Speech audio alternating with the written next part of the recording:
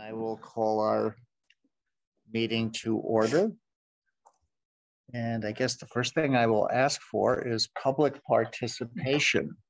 So is anybody here qualifying as the public tonight? I do not see that. Yeah, qualify. Unless Pam wants to be. So nobody here for public participation.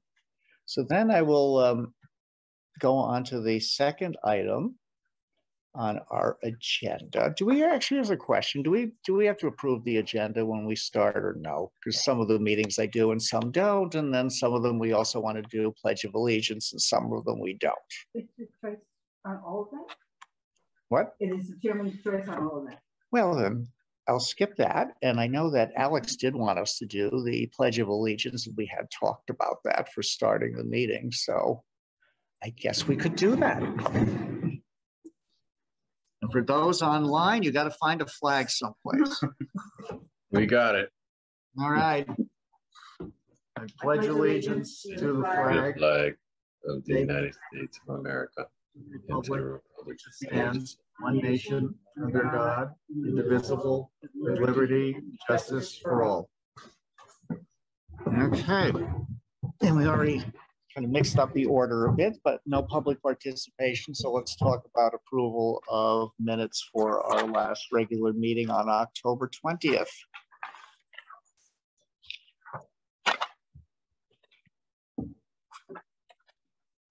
Yes, Amanda. I was just thinking under what's the number?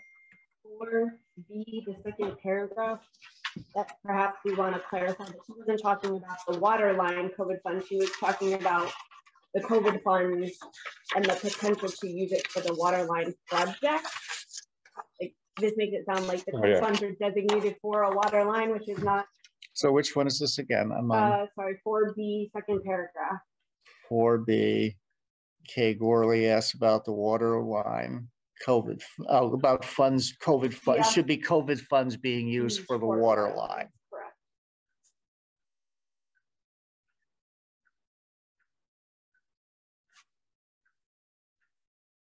And then I don't know if it behooves us to add Jim's comment that, you know, it's not being used for the water line, and that was clarified that that project is no longer viable.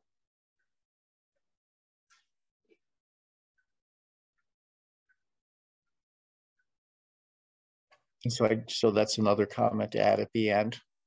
Yeah, I'd like to just follow up. So that Jim clarified that this was no longer an option. It's unlikely to be an option. Okay. Based on the time frame. So the first one is to change. So here's a question about this, since I am new with this. Whether we mark things up like this, how do we enter it into the record officially? So it actually, it appears on the next minute. So if you look at the bottom of your minutes, yeah, it says please see the means of these minutes and any corrections here. Yes, but I'm saying, how do I actually get the corrections? We read into the record. Okay. And the clerk who is doing this from the tape will ensure that those corrections are entered into the next set of minutes. Okay, so then on the second page of last month's minutes, second paragraph under B, town update, we're going to change that first line to state that Kay Gorley asked about the COVID funds being used for the water line. And then at the end of that paragraph, we're going to have this, statement that Jim clarified that option is not likely.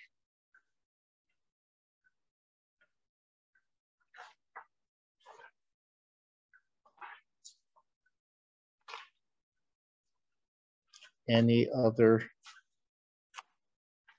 questions, comments, changes? I have one in for C, for D, I guess. Other? Or maybe it's for. Yeah. Yes, that's a good. It says we have a federal single audit. I'm not sure the word single gets me anything. That is exactly what it is. It's a federal single audit. That's what it's called. I remember you saying it and saying it exactly that way, but what never heard such a thing. That's what that's because we've never had one, but that's what it's labeled, a federal single audit. Okay. And I think When it's you get called rid that. of- Yep. Yeah. But it's not an audit that you necessarily go through every year. Okay. The reason why we have to have a federal single audit is because our expenditures for federal money is over $750,000.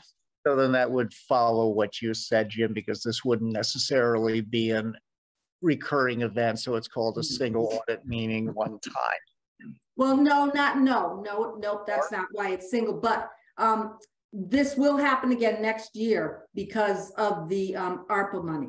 So it will be this year and but I think what we're trying to say is this is not a regularly scheduled audit. no, Correct. well, no, it's a portion of an audit it's an additional audit that has to be done. Okay. But that's not why it's called single.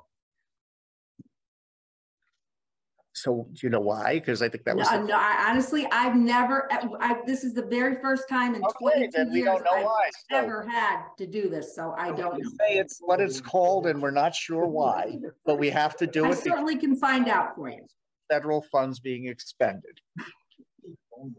Anything else? Under that same section, he did say that they were working on an RFP and asked if any of us wanted input, and we said no. I don't know if that is relevant. That's here somewhere, isn't it? So we, I went to an FOI briefing at the CCM conference on FOI, and not all dialogue is necessary to be put into minutes, but relevant dialogue and action is important to go into minutes. These are actually very good minutes. Yep. Overall, in their clarity and their briefness. Yeah, I think they're fine. Because they're recorded.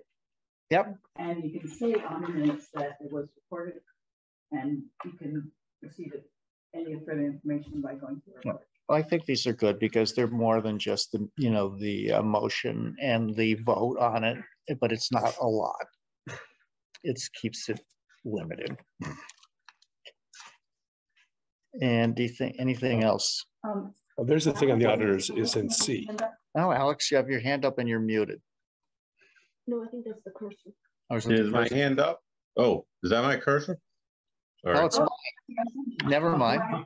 I didn't think it was up. I'm like, how did I do that? Okay. I didn't think it was either, but there was that little hand there, which is I do have a comment when you're done about the single audit, the reason for it. If anybody cares. Response to this observation under 5C. covered. There was discussion there about the RFP. Oh, okay. Yeah, it's the RFP for the audit. It's down there separately. Anything else on the minutes? Motion to approve with correction. Do I have a second? Okay. So Amanda second, Bob made the motion, and then discussion. And Alex, you said you had another question. Yeah, so the history behind the single audit was because the federal government had several different ways before 1984 to audit, right? And so they needed to create a standardized approach, and it's called the Single Audit Act of 1984, which is the reason for the name Single Audit Act. And just to clarify, I think the S, the A should be in a capital letters if you're gonna call it or reference it from the Single Audit Act of 1984, just so you guys know. Okay. Any other comments? Then I will do a vote. All those in favor? Aye. Aye. Aye. Abstention? Noes? Then the motion passes unanimously.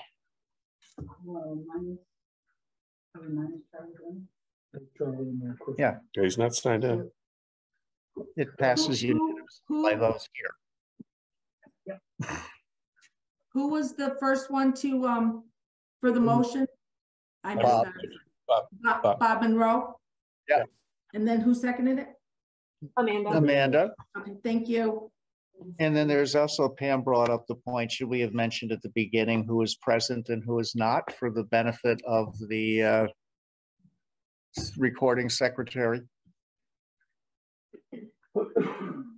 So I'll say that's present is Amanda, Pam, Jim, Mather, Ross, and Bob, and Alex. Did I miss anybody? And Jill. So I think that covers who is in attendance. Thank you, Pam. I'm used to having the person here who is doing the minutes, either by Zoom or physically present. So thank you for that reminder. And I had just a quick update, because I know we had some discussion last time about how much of the package gets attached to the minutes when we record it. I talked to Liz about it. She says if we wanted to include printed copies of everything with the minutes, you could do so, but it's just more stuff that we need to keep piling up in the limited storage space that we have. And she recommended against it because we have this, the packages are listed with the agenda, which is then listed with the meeting minutes online, you know, on the website. So I think that, I know that I was asked to check into that. So that was what my findings were. So let's continue on then with our regular order of business, item 4, elected official and town staff reports. And we'll start out with the tax collection summary. And let me go and put that up and share the screen in Zoom so that if there's anybody out there who wants to see it, they can see it. Yeah, let me move down out of the minutes. So where is this, Jill? Yeah, it looks like they weren't in order. That's okay. Yeah, let's keep going. You shout out when I get there. Yep, I'll let you know. Okay. Let's find something blue, something new. Yeah, that's gonna be. There's get blue. No, keep going, keep going.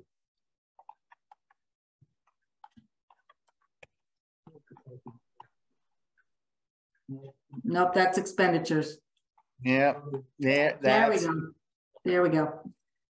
Okay, so our current tax levy is at 100.92% of 98% tax collection, as compared to last year at 99.09%. It's kind of hard. We're not really still not doing apples to apples because of our timing of the taxes last year, but we're doing very well. Not to take away from that. Where motor vehicle is at 92.66%. Supplemental, we should know that within the next 2 or 3 weeks, the our grand list for supplemental. And prior years at 55.68%, and interest and fees is at 54.27%. Any questions? Alex now has his hand raised. Thank you for recognizing, Mr. Chairman. I do have a question.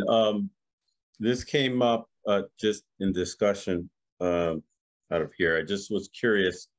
I know we're looking at a high level, but the Bolton Lakes Regional Water Control Authority, is that reflected in these taxes, or is that separate from these numbers? There's no taxes for Bolton Lakes.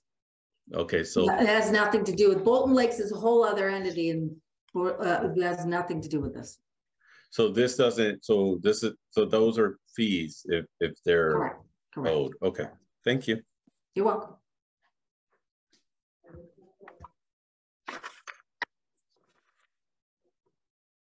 Any other questions? And why don't we move along to the next one, which is the town update. And where do we start with that? To the yellow revenues?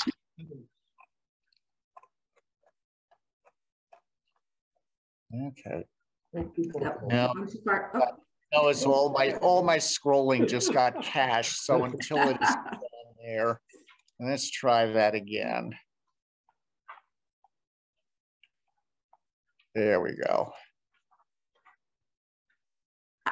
I can, if you want, I can answer any questions if you want, or we can go through them. It's up to you. What was the revenue we just got, Jill, that we hadn't anticipated? I'm sorry, I missed what was the revenue that we just got that we hadn't anticipated? Oh, okay. So, oh yes, good point. I don't know if it made it into Some good news. Okay, so it is the municipal revenue sharing of $102,728.10 that was not on our revenue for in our budget for revenue funds. It's actually municipal revenue sharing. It's leftover funds that I don't know how the state could have, it was millions of dollars. I can't remember the number now, but so they divided it across the towns, but we ended up with $102,000, which is very nice. I did ask CCM to get me the formula, Jill, for how that number was arrived at. Nope, we did not we weren't given a formula. I know, I've asked CCM for that. Oh, I'm sorry. Yep, so that we can put eyeballs to it to see what criteria they used. There was, I don't know. I'd have to look back up. I don't know the answer to that question. There was a little bit of an explanation, but Jim and I both looked at it and it really didn't make much sense to us. There really wasn't a good explanation for, other than it was leftover. Exactly. Yeah, it appears to have been leftover ARPA funds that they hadn't spent, so they had to find a way to allocate them. So they came up with some formula. Mm-hmm. I always am interested in how they arrived at that, because so often with these formulas, small towns in Eastern Connecticut don't get stiff. do well, and it's difficult. So I always like to know what the criteria are. But what was the money again? What's the official designation of it and the amount again? I'm sorry. Municipal revenue sharing. And it's on the yellow sheet. Mm-hmm. It is on the sheet. Yep, it's $102,720. Yep,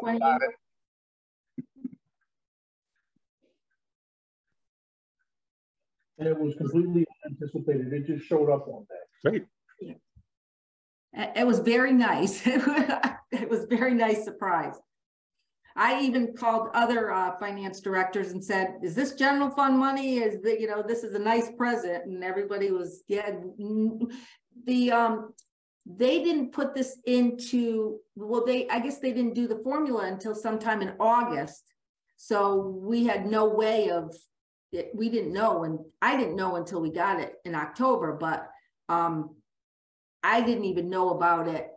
But when I looked back at the state website, they had it on a revenue sheet, which normally I wouldn't go back and look because we have our revenues. But in August sometime and I didn't get it in an email or anything, so I was totally surprised, but they had it on a sheet for our revised revenue dated in August, so we wouldn't have had it in time for our budget, but it was a nice surprise.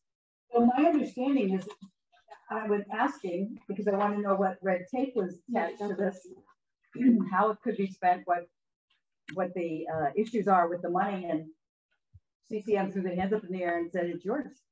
Yes, yep. I asked the same question just to make sure. But they'd asked the same question. So far, we haven't found any strengths. Right, exactly. I didn't want to put it into our general fund revenue unless that truly could be used for anything. I looked very closely to make sure that there wasn't something that was specific tied to this revenue, and there's not. Be like 15 million or 20 million in total, for the whole state. I think it was much more than that. Yeah, it was a very large number. You want to make a call? I don't have many contacts left. Okay.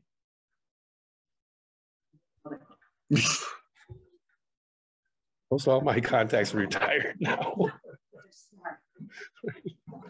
I have something I'd like a little bit more of an explanation on behalf of Charlie Dana and his question last month about the interest. Now, you guys know that I was pushing this along and we increased the amount of anticipated interest income based on the fact that the feds have been cracking up the interest rate. I was surprised to see that we don't have one more dollar than we had last month. Jill, is this paid to us on a quarterly basis or monthly? It's monthly, but if it depends on when it gets put into the system. If Jenna didn't get to record it in time when I run these reports, that may be why. I can look quick and see what the interest was for, and I think it was like $700 or $800 for the Chelsea Groton, but let me just look. For the month of October? Yep. So I can look quick at what was put in there. You feel it should be more? You betcha. Well, it's not. Well, that's just the Chelsea Groton. What's the Chelsea Groton? That's the large, that's where all the money is. Most of the money is that will collect interest. The other accounts that are still left at the other bank are not interest bearing, correct, Jill? No, there are a few. There's one small savings account in Webster, and there's one and there's a small saving. Well, it's a little over $1 million in now is MT Bank, I believe. It got bought out by. Let me just say. Could you refresh my memory? I'll tell you what my recall is about how this interest that was coming to the town is derived. Now, I know that I think it was 2-3 years ago, the bank was looking for a lot more fees for providing the accounting services that they provide to us. My recollection of my discussion with you on this matter was that the first 1% of interest would go to the bank. After that, the town would reap the remainder. Now we should be. That's not correct. If anything over 7 million gets interest, first 7 million does not. Okay. So, all right. So we go through that exercise again, and I'm sorry I misstated it. So that would, after collecting, what are we looking at for general fund revenues? 17 million. So if 7 million of it is excluded from that, that leaves 10 million. We're now up to on the Fed side, 3.25%, I believe, or is it 3 3/4% in order the cost of money being 3 3/4%. Now, even taking into account that 10 million and the fact that it gets paid out over a whole year, the average should be around $5 million. That's in our bank account at any given time until the very end. $5 million of interest, 1%. We don't get 1%. $50,000. We don't get 1%. Let me finish. 3% would be $150,000, and we're looking at $2,744. Is the bank just keeping this stuff or what? We don't get 1%. So we got $824 in interest last month for the month of October. We have under 17 million. I've just got a question for you. I'm sorry, go ahead. It is on the savings account. I didn't hear her, I'm sorry. Sorry, do you know what the interest rate is on the account? 0.08. Right, so it's a regular savings account. It's not a money market. It's only usually the money market. It's a municipal money market. What anything over 7 million at night goes into this account. So it's changing daily. The balance changes daily. but it is a municipal money market account, which is different from a regular money market account that you or I could get. So it's under 1% is what you're saying. 0.08%. Yep.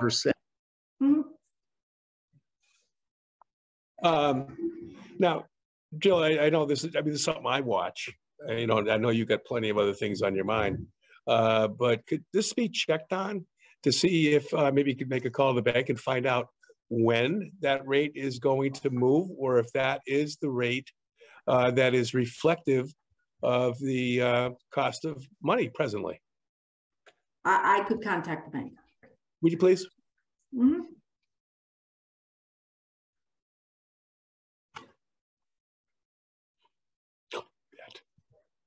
Maybe we need to relook at this deal. Not much of a deal. Well, there was 3 people that replied to our RFP, so there's not a lot out there.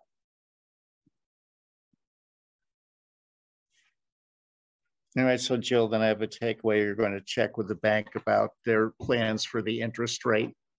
Yes. Thank you. Any other questions? Hi, it's Alex. Jill, I think you may have answered this the last time. Is this something that you can,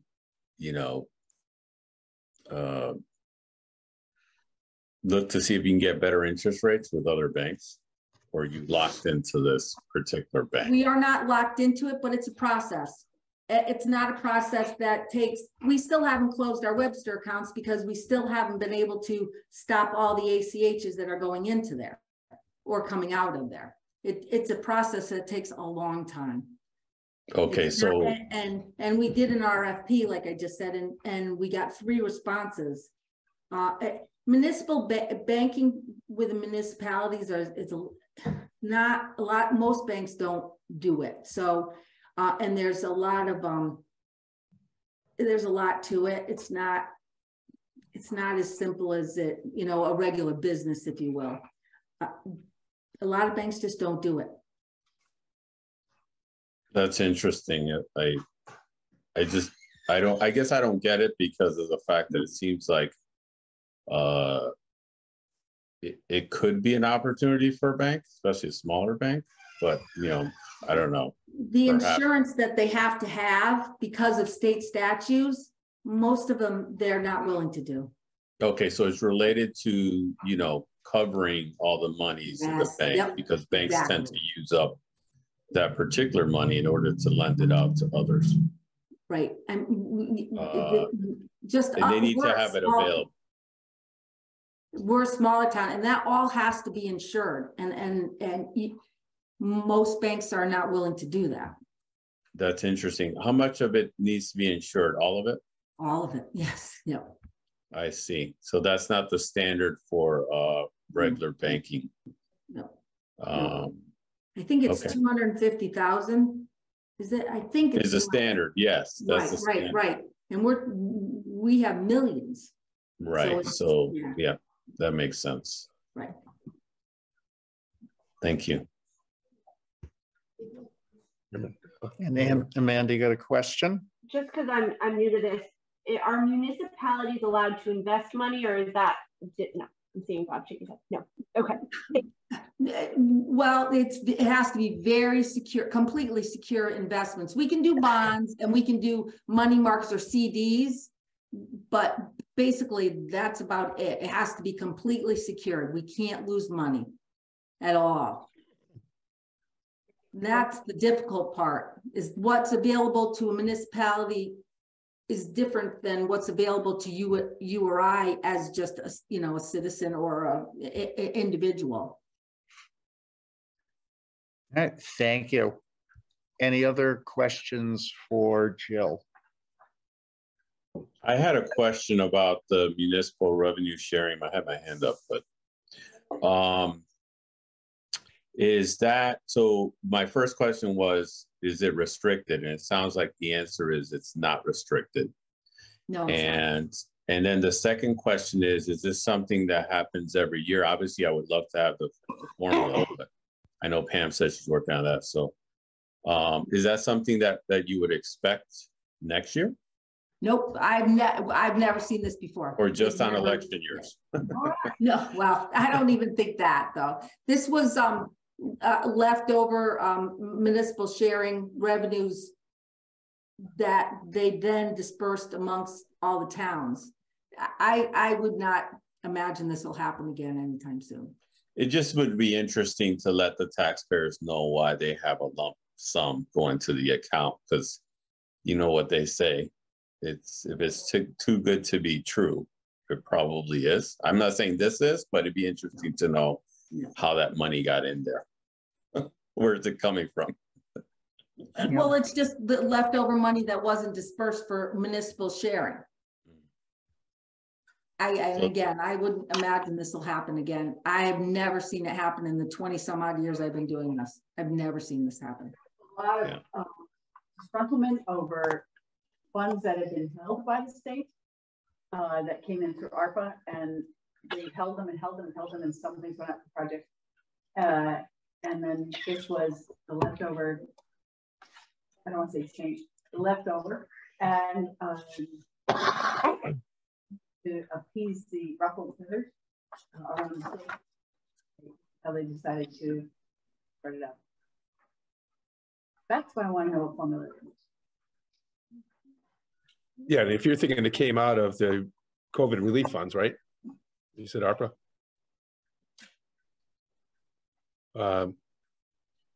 You know, Pam, you and I were talking, or I was saying some a couple months ago, saying I still think there's a couple $100 million here. So if this is, Yeah. you know, that we don't know about, we don't know where it is, whatever it is. Now we get this. Yeah, We get a pittance. Amount, And just smile because it's better than nothing. yeah, well, that doesn't mean I can't. No, but whatever. Shall we move along? another question over here. And get another Joe, question? are you able to explain the miscellaneous revenue line item and why that's over what was anticipated? Probably because we sold the vehicle. Yes, and we did receive funds that wasn't anticipated from Kerma.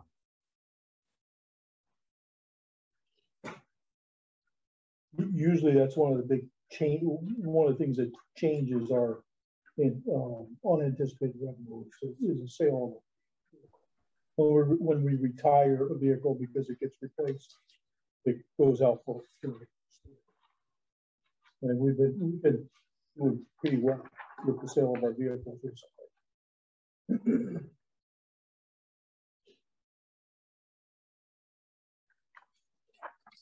Anything else?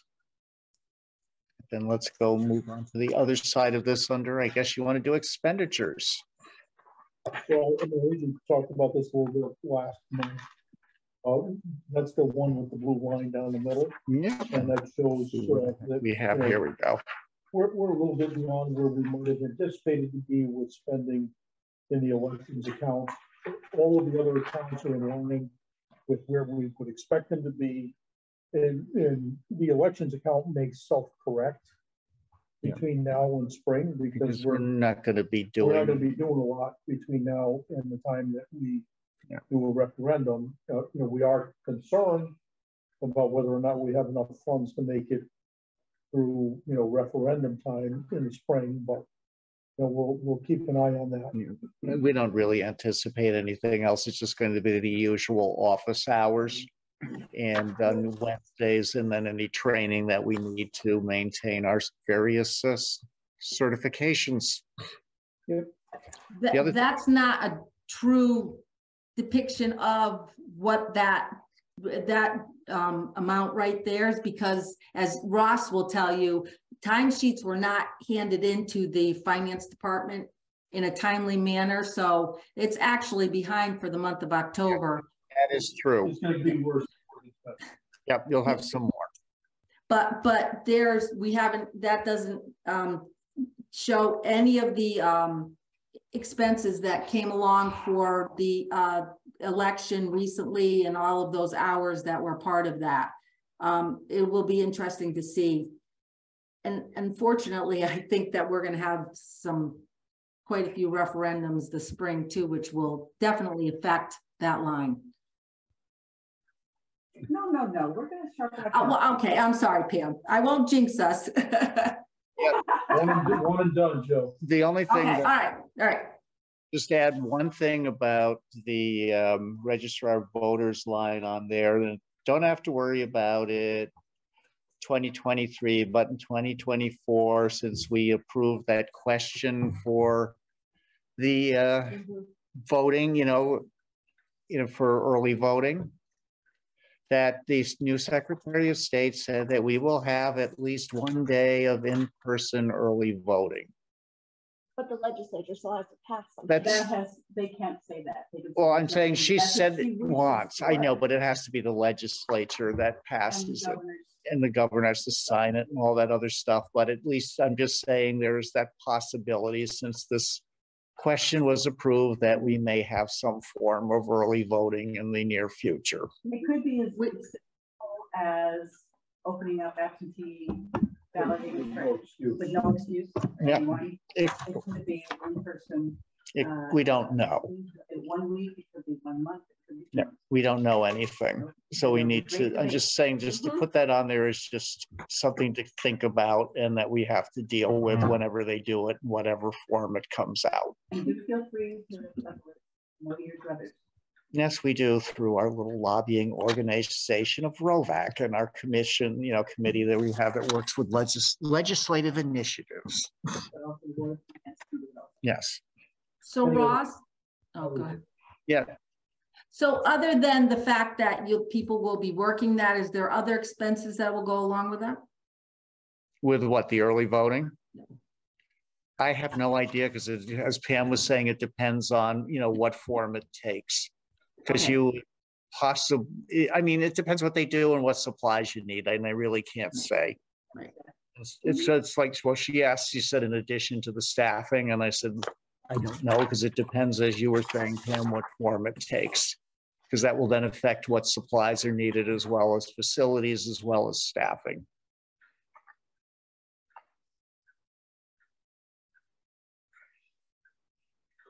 And the next part of the town staff report would be just showing you what transfers we made during the course of business since we saw you. Where that is hiding in here. There we go. No, that's not it. I just saw some lines. No, not yet. There we go. There you go.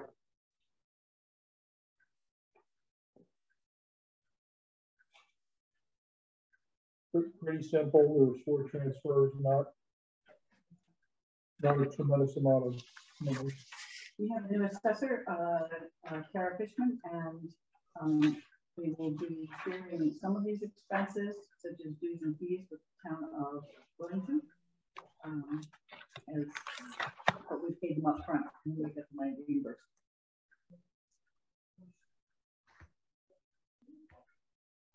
Can we please note that rationale is spelled wrong here? It's just have to fix that.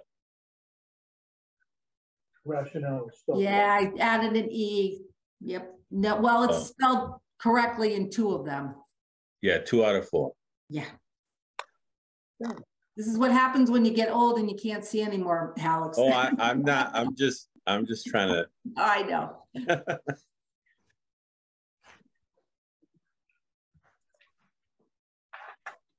Any questions? If there's no questions on that concludes our staff report. I see no hands raised in the room or online. So Board of Education update. It's obviously Kristen Hecht is not here, but she did ask me to pass on that she had looked and done the research that we asked her to do on grants, and she said she will report to us at the next meeting about that. Yes, Amanda's question. Yeah, before we move on from the town, is there any update, Jill, on the 1.4 million in ARPA money and what it can be used for? Because that clock is ticking and we need to figure that out. That is the selectmen's. That's on the selectmen. Oh, they're on the board of selectmen has to figure that out. They're the ones that choose what that money is to be used for. We are investigating our options. Okay. What do you know when you guys anticipate having something to report out about that? We probably need, it's a difficult question to answer because there's a lot of moving pieces. In part of the change has been that the board of selectmen has changed since we initially started taking in those funds. And as things evolve, different issues come to the top. The board of selectmen has not necessarily made a decision about how they want to spend those funds. I think one of the things that we are all in agreement on are the two most pressing issues that we have are the tear down of the Knoxville Municipal Center and the school roof. And that's what we discussed at the 3-board meeting, and everybody seemed to be in concurrence. And I think one of the things that we're looking at is whether or not those funds can be used for demolition. So if you look at the ARPA rules, Jill and I have started this, right? And I think we're at the point where we've got to reach out to somebody who can give us a definitive answer. So the demolition can be a qualifying expense if it's tied directly to safety or public health. And if we can make a linear argument that somebody can buy into and say yes, the tear down of the Knoxville Road Municipal Center is tied directly to public health and safety, we may be able to use those funds for that. We want to try to get that answer sooner rather than later so that the selectmen are in a position to make decisions. It's not initially what we wanted to use the money for.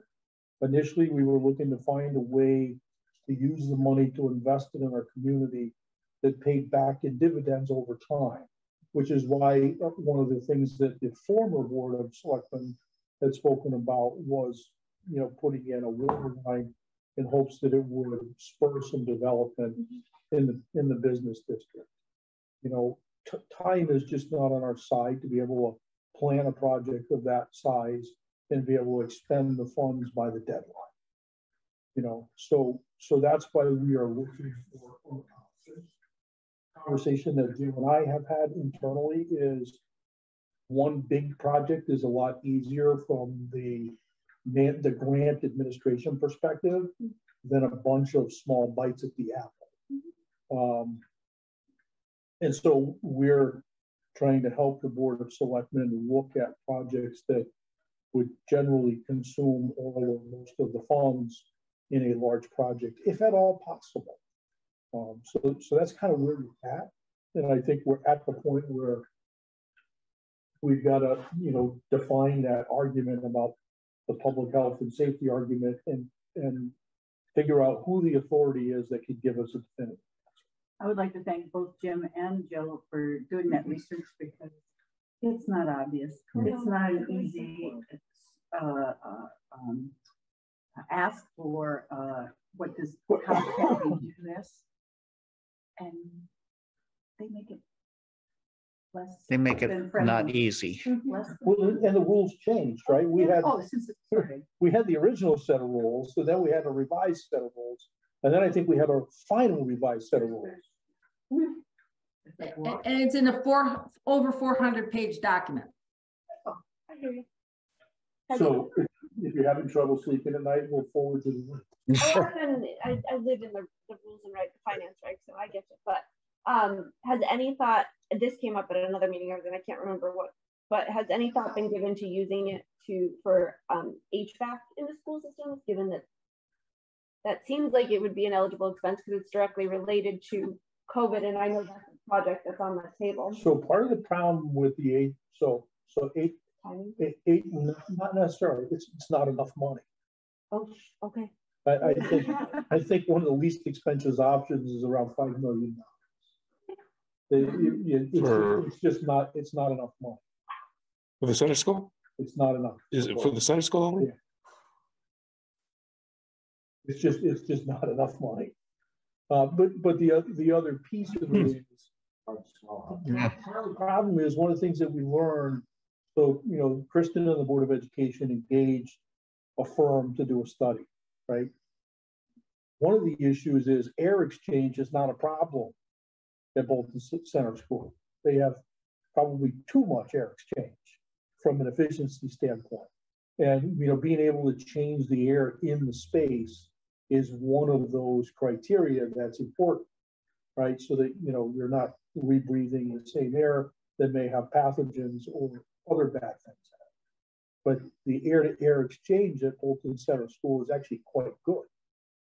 But all the pieces are, not all pieces, some of the electrical work is antiquated and we can't get parts for it. And so it's not like you go to the upgrade or therefore. He was explaining some of that to me, that it's like a lot of it is just, it's aged out of its usefulness and being able to be maintained properly. The plan that they came up with had possible plan A, possible plan B, and so they still understand. And people, Kristen, she could send it. That's a big one. Oh, there was, Yes. there was another thing in the notes too, I think, about the potential bill coming for the fire truck. And that was going to be discussed with the town's financial advisor. That's correct. Joe and I met with the financial advisor initially. He was going to go back and do some research for us and work on options, and we are due to meet with him again in December. Until we know the date of the delivery of the truck, we're kind of in a holding pattern though, because rates change, as you know, daily. And so what we're doing all depends on the delivery of the truck. I had that conversation with Chief Dixon a couple of days ago, Jill, and it looks like probably June or July. And I told him July. Yeah. Yeah, because at that point, if it's a week or two, they could help us. And we discussed it, right? Because it's a matter. So if they finish building the fire truck in June, that doesn't mean we take delivery in June. That means we have a couple of people from the fire department that fly out to where the fire truck is in the factory, and the fire truck gets inspected. Do an inspection. They do a very thorough inspection on the fire truck. They take it for a drive. You know, there probably are some corrections that need to get made at that point. So we had some information that thought it was delivered in June. The conversation I had with Chief Dixon seems to think it will be delivered probably July. And I know everybody doesn't want, but if we did it in June, depending on what we choose or what we choose to be our source of paying for the truck, we do have $75,000 in bonding expenses. And as you know, Jim, that when we talked to Mark, one of the possibilities is to pay interest. We're obviously not going to pay down on the principal, but pay interest. And that may actually get us through I mean, we've got $75,000 in there. So it wouldn't be the end of the world if it was in June, depending on what we decide to do for the payment of this. Because as you know, we don't necessarily have to pay principal, but we can push it out. I mean, there are different choices that Mark had discussed with us. So that being said, I mean, it will certainly be an interesting conversation to have with Mark. I think it's in a couple of weeks we're supposed to meet with him again. Yep. I'm sorry? Goes under more to come when you know more about when the truck will be delivered, and then the options that are appropriate to that delivery date. But it isn't the end of the world if June should be the day that, you know, when it happens, because there are funds there for that purpose. So then, and this is why we have Mark, is to help us make decisions like this. And you know, it will definitely be an interesting conversation. And we'll just go from there. Okay, anything else under other? Seems like we've covered all that good stuff. Not that we can move on to new business. And we have the election of officers, because this is another requirement, so we get to go through this again. Are you just skipping over the Board of Education because they're not here? They're not here unless you had something that you wanted to ask. I just wanted to make an observation. You know, Kristen has been warning us that we could be in, Kristen Heck, that is, been warning us that there was potentially some serious unanticipated expenses coming in that area. When you say that area, which you mean? Special ed. She said so far, no change. I talked to her yesterday. She said that's still up in the air. She said so far, no change from what we've talked about in the past. Nothing new has come yet. Okay, because I was looking at the statements for the Board of Ed, and one of the things I noticed was the transportation items under special ed. We're up pretty far compared to last year at this time. Last year, transportation ESY special ed was 11,000, and this year so far it's been 17. So I don't know if that was going to be a precursor to, you know, some of these problems that she was anticipating, but if things are unchanged at this point. She said they're unchanged, and I would not know exactly what the increase was. I wouldn't know at all what the, you know, was driving that increase that you mentioned in transportation. So that would be something I could just ask, or we could ask for next month.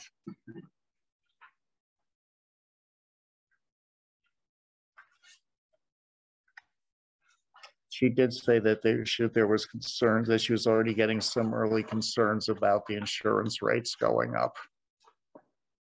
12%. Yeah, she said at least General insurance or health insurance? the health insurance.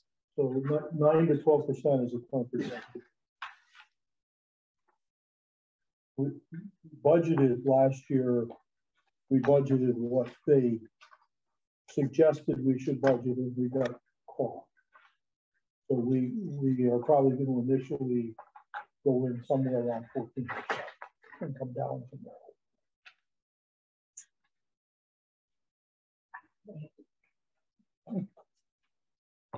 It's the beginning of budget season. It's just the big plan was supposed to be so low and so good. Yep. And partnership plan and the offerings are supposed to be so realistic. Maybe 14% is realistic, but it doesn't feel. Right. I've been arguing the private insurance rates at the legislature as well, right? And they came in, you know, way high. I think they were higher than, I think she was saying something like 20% or so was what she was saying for the private insurance rates. For small businesses and stuff, it's crazy. Yes. Just the trouble. You want to talk about what's going to happen to us? Our budget. Can I ask a dumb question? Yes. Is this It's a requirement. Is all this supposed to say FY22 instead of FY20? Got to get further into the packet because there's a few pages in between, and then there's the. Oh, goodness. Okay, thank you. The wrong one. All right. I was like, where are you getting this comparison from? Keep going with it. Anything else? Right. There's nothing in the transfers. No.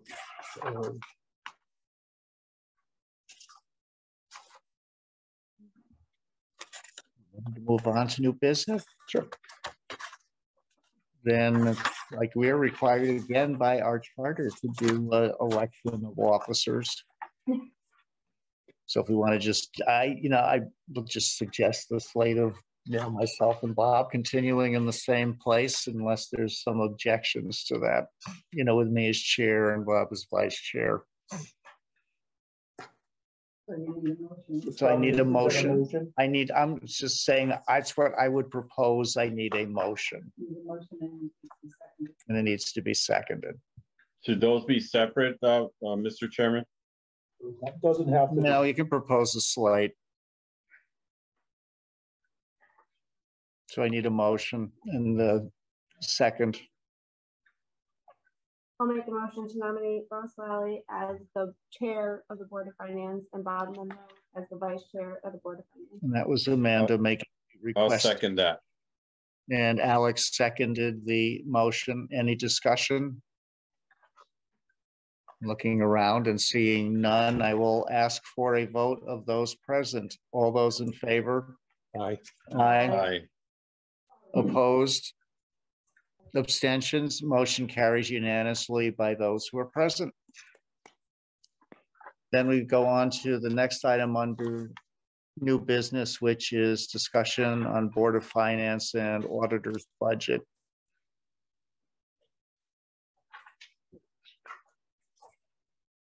And Jill looks like she's talking, but she's muted. No, I'm not. I'm just, can you bring those budgets up? Which ones, what do they look like? Because nothing is in order on this thing. Yeah, I know. I'll try to talk to Sue. So that's part of it, but they weren't put on. They were put on as they should have been landscaped. But so this is the auditor's budget. So as you know, and we've had discussion prior to this, is that we're going to go out for an RFP for the auditor. So currently, and we are going to, as we discussed earlier, we're going to have a single federal audit, which is not included. It actually, the audit number is 26,500 is what the contract says. We only spent 26,000 last year. For the additional federal single audit, it's going to be approximately about 2,500 for that, but he didn't have a final number because he has never done one before, and that's not a problem. So he didn't know how much he was going to charge, but we are covered in the 29,000 for this year. That being said, I did do some research and looked at what we should put in for a number for 24 fiscal year budget, and did talk to the auditor, and we're my suggestion is to put $45,000 in the budget for the auditor for next year. That's my suggestion, but it's totally up to the Board of Finance what they want to do. Alex has a question. Yeah, I have a question. Thank you, Mr. Chair. So one concern I have is the fact that you said that this auditor doesn't have the experience. No, I did not say that. I didn't say he didn't have the experience. He has never done a single federal audit before. It's okay, not, so, it's not. So, sorry, that's in my mind. It's just another filing that it's very similar to everything he's ever done. It's just a separate filing, but it's all, I mean, he might, yes, I understand. He might be capable of it. I get it. He has never, so I stand corrected. He has never done one of these before. And in my mind, opinions vary. He doesn't have the experience doing this type of audit. You don't have a choice at this point. He is the one that's going to do it. That was my next question. Okay, yes. Do we have a choice? Nope. And if we don't have a choice, then we probably have to go with this person who's probably capable of doing it. But how do you go from $26,000 to 45 when you mentioned that the audit is about 2,500? Is that what you said? No, that's just the single federal audit that's going to be an additional 20, approximately. But this man has been auditing the town of Bolton since 2008. He has all the foundation. You bring another audit firm in, and it's not just the town of Bolton that he audits. This also includes Bolton Lakes. I looked at surrounding towns. Andover, which is a smaller town, has 39,000 in their budget for audit, and they're smaller than we are. So how do we get from 26,000 to 45? I'm just trying to understand that piece. I'm trying to cover the town because you're going to have, it's going to be much higher if you bring someone new in. So I'm just trying to cover you in case we decide that we don't want to go with the same auditor. So you're saying that we may or may not keep the same fellow. If we do something in the range of 29,000, 30,000, probably would do it. But if we go outside, no. 29,000 is for this year. Yes, that's what I said. So for then the next year, would it be, if we keep the same auditor, would it be 45? Is that what you're saying? Or if I don't believe so, no. He would not be that high, but if we don't, then they could be as high as 45. Yeah, that's what I was trying to say, is that you're putting in a cushion that we should go with 45,000, because if for some reason we do not keep the same auditor, you know, he moves out of town, he retires, he dies, whatever, the going rate is way higher. Yes. And where do we come up with those assumptions? I'm just still trying to understand how we go from $30,000 to $45,000. I looked at surrounding towns, and I discussed with him, with our current auditor, what he thought might be. And this is just what I'm proposing that I would do if I were you, but it's totally up to you. I'm just trying to cover you in case, I mean, it could be, I don't know what it's going to be. I did research, and this is what I'm suggesting. So you did some research and you came up with an average amount of 45,000, which is where you came up with this amount. Well, I kind of looked at about 40, but he thought the absolute maximum, based on the knowledge he has, that someone could come in at, he thought maybe less than 45 would be a safe number, if you will. Thank you, Jill. You're welcome. Yeah, Bob? Yeah, Jill, maybe I think a little history on this might be helpful. I believe did you say that we've had him since 2008? Yes. Yeah, so the history has been there that, you know, when we go way back then, we were putting it out to bid, and you know, a number of people bid on it. And I think we interviewed, not me, but you guys interviewed a couple, I think, right? He came in way low, in part, I think, if I remember correctly, because he was also auditing Marlborough? No. Or He's Columbia? done Andover, Scotland, Hampton. So, and this guy's from New Hampshire or Maine or something, right? Yeah, Hopkins. And so at any rate, you know, that whole contract term ran out. I think it was 6 years or something like that. And then we did a contract extension, if not, or maybe 2 to get us to this point. Is that fairly? No. This was a 5-year contract that ends now, that we did with him 5 years ago, and no one else but he answered the RFP. Okay, so and partly there is familiarity with the accounts, familiarity with town staff, how we handle our stuff and everything. And he certainly has that. He has a lot of expertise in this town and its accounting records. So it makes it much easier for him. Absolutely.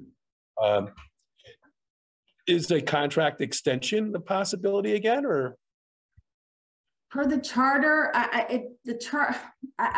not per the charter, I guess I should say. An ordinance. That's it's the bid ordinance. Yeah. What? Correct. Well, yeah, I guess now he would be above and beyond the bid ordinance number, but also the charter says, I think I know it has to do with the voting of the finance committee. It's either, I think it's 1 year, it can't be over a year over the date of voting on the finance committee. I don't know exactly if because that part of the charter did change this past year, but and we're not into the full charter because we don't have a finance committee yet. But it doesn't say anything about getting extensions. But as you said, Bob, because he's done it so long, he has the foundation, and it's very simple for him because he's got all of our history. All the history, on his computer and stuff. You bring someone new in and it will be timely and expensive. And certainly you can talk to Lori, the tax collector, and I know Casal works with him too. And I mean, certainly you can reach out to them and ask their feelings about it also. I mean, it's easy. It's not, I wouldn't say it's easy. Audits are horrible, but they're just time consuming. But no, I can project what he's going to look at working with this man for so long. So it's easier knowing him for myself. And I think Lori has expressed the same feelings, and Casal also, is that we know what he's looking for, what he wants, and it's routine. But it certainly is, there's a cost to it too. So, I mean, it's something we have to do per the town ordinance. We have to go out to bid. To do an extension, we have to go with a bid because it's a certain amount. I don't think we can do I'm not sure. I mean, the new charter doesn't talk about an extension. I don't know if the new charter goes into effect on this because we don't have for the but the bid ordinance is still in effect. So the old one. No, that's an ordinance. So you've got a couple of different documents, right? So you've got the town charter, which is about 80 or 90% in effect. But until November of next year, there are certain provisions of the town charter that are just not in play until the next election. But the ordinances regarding expenditures and bids, it has not changed, and over $25,000 that's a magic number, and we're clearly over that number. So we have to do an RFP. Okay. So then that's where the risk in this comes from when we put out the RFP, whether he responds and what his rate is, or whoever responds and what's their rate is. We add Munson's chocolates into the Yeah. So going, the charter, I believe, says we only can do a year-long contract for an audit. So I guess what's the ask that what do we need to decide on tonight? And then I guess can this discussion just continue after you get more information, or do we need to make any decision tonight? No, we don't have to make a decision tonight. Next meeting, we're going to have to finalize the budgets. That's why I just wanted to talk to everyone tonight about it, so you could think about it, because in December we're going to have to finalize your budgets for the Board of Finance and for the auditor. Yep. So that's. I don't think the RFP is going to come in time for us to have a solid number. And I'm just suggesting. So basically, you're giving us some background information to think about for our decision we have to make next month. And then what you're suggesting is we should go on what is most likely the reasonable high end when we do the budget, in case that's where the bids come in. And that's what we're stuck with. And then I think Amanda has a question. Yeah, just quickly, do you get the sense that when we put out the RFP that this gentleman will respond? That's my question. Okay. I'm sorry, I didn't catch it all, Amanda. Do you get the sense that when we put out the RFP that this gentleman will respond to it again? He will, yes. Okay. Munson's chocolates. For all. True. Anything? So we have to move on to the next one, next page here, which is our board finance budget. So as you can see, or maybe not can see, but we've been going with 2,200 since I've been here. And we actually went over that last year. And so I think that we need to when we look at this year's budget, we're gonna need to increase it. And so I looked back at if we took this point in time and kind of looked at what our meetings will be from here until at least May, and we're gonna be over in our payroll line right now. I mean, we had to put a little bit of money in it, but I think that we're gonna have to put some more money in our budget going forward and for 2024. Well, that's what I was going to say. We're having enough this year. Because if you keep the same budget for year after year and it doesn't change, and then suddenly you just go over and we've got some inflation that we have to deal with, you know, this year, 10% general inflation, and I don't know what the impacts are to these specific categories. So I think it would be reasonable to suggest an increase. And again, we don't have to finalize this tonight. We're just discussing it because we will have to finalize it in December. But I think we're going to have to increase our payroll line. Our advertising, it did go up, and I think we should probably go a little more than we spent in 22. The office operating, which really should be printing and binding because that's your annual report. They've been really good about not going up, but at some point in time, I think that they're going to go up. So I just think that we're going to need to increase our budget a little bit here.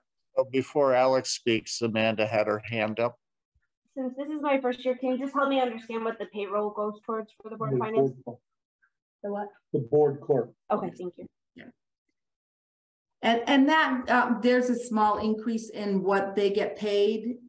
And right, so as you can see, last year it was $16.99, and unknowing, and that's because we had these additional referendums. But yep, if we do have it again this year, we will be over because there was an increase in what the board clerks get. Yeah, and I would go by the worst case assumption. We'll probably have 3 or 4 referenda because you won't go wrong with that. I hope not, but exactly. We're only having one. Ross, we're only having one. Didn't you hear Pam? I would love that, believe me, for 2 reasons. One for this and the other for registrar voters. Me too. Alex, you had your hand up. Hi, Joe. How much are you asking for? What's your increase? Well, I mean, I think that the 1,300 is not going to be enough because, like I said, and this is, again, this is your budget, so I'm just trying to work with you, and I think we should go at least, I want to say maybe 1,800 on the payroll. Advertising, I think it has increased. I think we probably should go maybe 125, 130, and then printing and binding. I would say, and we had to move money out of printing and binding. We moved it into the payroll line last year and then moved additional money out of the admin budget. But I would say probably, I would say maybe 500 in operating, which is your annual report. Oh, it sounds like you're talking, we should be up around 2,600. That's, yeah, it's about 24. Yeah. Altogether, you know, the like a $300, $400 increase. I just don't think that we really have to do that. We haven't increased this budget since I've been here. So I think that, yeah, it's time to increase this budget some. We have to. Yep, so I'm just saying, last year. Yep, I'm not arguing that. I'm just saying, just for the discussion, then like about $300 or $400 increase, yep. Which I think would be reasonable. Okay, thank you. That, Alex, are you're okay with that? Yeah, you know, it's good. It's good. I'm just wondering if we're going to vote on this today. I mean, it seems no. You doing it? We're going to do it in December. Okay, thank you. It was just out there. Just I wanted to have some discussion, so you didn't have to vote on it tonight, or I should say, vote on your December meeting. It was just for discussion purposes tonight. I'm not opposed on voting on it tonight, but you know, well, depends what my colleagues think. Just soon wait because we've got that other one with the auditor too to think about, and they're going to get some more information too. So why don't we just keep to the vote next month? Sounds good. So then anything else under this part of the agenda? I could say I don't see anybody online raising their hand or here, so I could ask for a motion to adjourn. Motion to adjourn. Bob made the motion to adjourn. Second, Amanda seconded before you did, Alex. She was quiet. I know. She's fast. And then Suppose we don't have to do that. presume we can just adjourn. I don't think we need to vote.